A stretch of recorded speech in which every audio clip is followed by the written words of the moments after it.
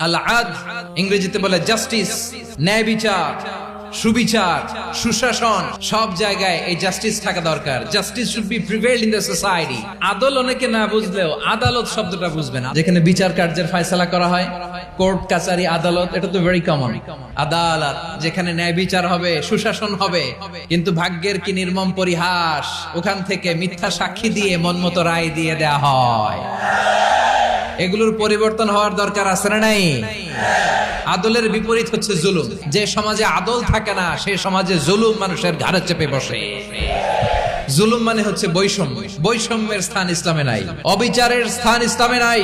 আল্লাহ তাআলা বলেন হাদিসে কুদসিতে, ইয়া ইবাদি ইন্নী হারামতু যুলমা আলা নাফসি ওয়া জাআলতুহু বাইনাকুম মুহাররামান ফালা তাযালামু। আমার গোলামেরা শোনো, নিশ্চয় আমি আল্লাহ তাআলা জুলুমকে আমি আমার উপরে হারাম করেছি, অনুরূপভাবে জুলুম করাকে তোমাদের উপরেও হারাম করেছি। ফলে ফালা তাযালামু, তোমরা একে অপরের সাথে জুলুম করো না।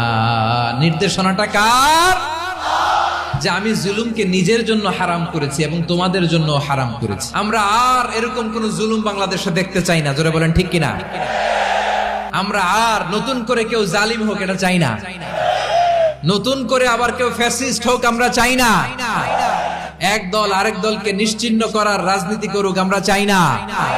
আমরা সুশাসনের বাংলাদেশ চাই। আমরা বিশ্বের বুকে সম্মান নিয়ে মাথা উঁচু করে দাঁড়াতে চাই। ঠিক কিনা বলেন? আল্লাহ তাআলা আদলের আদেশ দিয়েছেন, সুশাসনের, ন্যায় বিচারের আদেশ দিয়েছেন। ইন্নাল্লাহা ইয়ামুরু বিল আদল। আমাদেরকে আদল প্রতিষ্ঠা করতে হবে। জুলুমের সাথে ইসলামের কোনো সম্পর্ক নাই। পশ্চিমারা আমাদেরকে ইনসাফ শিখায়, আমাদেরকে সুশাসন শিখায়। আর ইনসাফ, সুশাসন, ন্যায় বিচার, সুবিচার, জাস্টিস কারে বলে বিশ্বনবীর বায়োগ্রাফি থেকে জেনে নাও। জুলুম শুধু আমাদের জন্যই হারাম না, আল্লাহর জন্য হারাম। আল্লাহ তাআলা বলেন হাদিসে কুদসিতে, ইয়া ইবাদি, হে আমার বান্দারা, ইন্নী হারামতু যুলমা আলা নাফসি, আমি জুলুমকে আমি আল্লাহ নিজের উপরে হারাম করেছি। ওয়া জাআলতুহু বাইনাকুম মুহাররামা, এবং এই জুলুমকে তোমাদের উপর হারাম করেছি। ফালা তাযালামু, তোমরা একে অপরের উপর জুলুম করো না। জুলুম শুধু আমাদের উপরই হারাম না, আল্লাহ নিজের উপরও হারাম করেছেন। তাহলে জুলুমের সাথে কি মুমিনের কোনো সম্পর্ক থাকতে পারে? পারে না। এবং আল্লাহ তাআলা কখনো কোনো বান্দার উপর জুলুম করেন না। ওয়া আন্নাল্লাহা লাইসা বিযাল্লামিন লিল আবিদ, তিনি তার বান্দার উপর জুলুম করেন না। কোনোভাবেই যেন জুলুম না হয়ে যায়, এজন্য আল্লাহ তাআলা কিয়ামতের দিন মাওয়াজিনাল কিসত, ন্যায়ের মানদণ্ড তিনি প্রতিষ্ঠা করবেন, যাতে একটু ভুল না হয়ে যায়, জুলুম না হয়ে যায়।